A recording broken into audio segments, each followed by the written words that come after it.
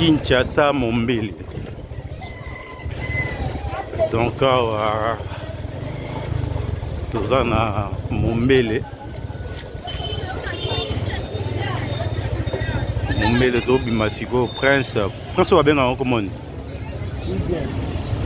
Au Prince Lumumba. Ah, moteur on fait un.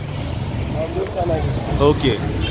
Donc Oeza Prince ya Lumumba, c'est-à-dire Prince Oyo est bandit depuis Kapela, soit 12e rue, et Bimi Kapela, soit Kapela et 12e rue. Comme on a dit, Lumumba.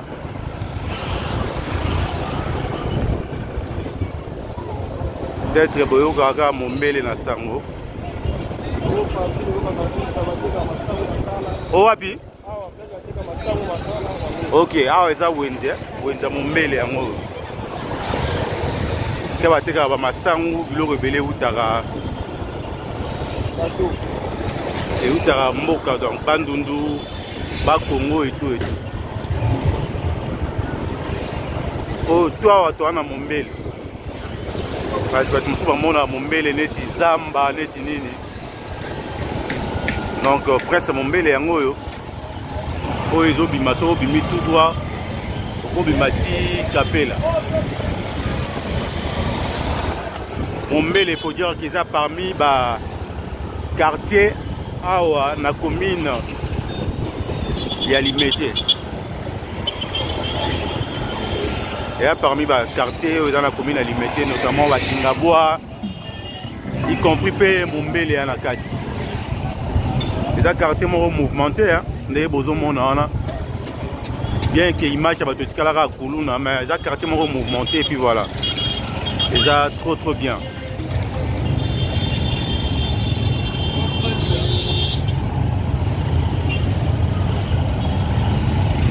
Masobini. Balongolara. Kitoko.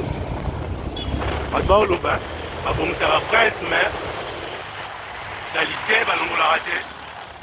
Autant à Binomo. Prince, c'est autre ça, ma calamine. Il était à Kitoko, mais le problème, c'est que au soto, ça n'a pas terrassé, balongo la tête. Dans le petit fou, là.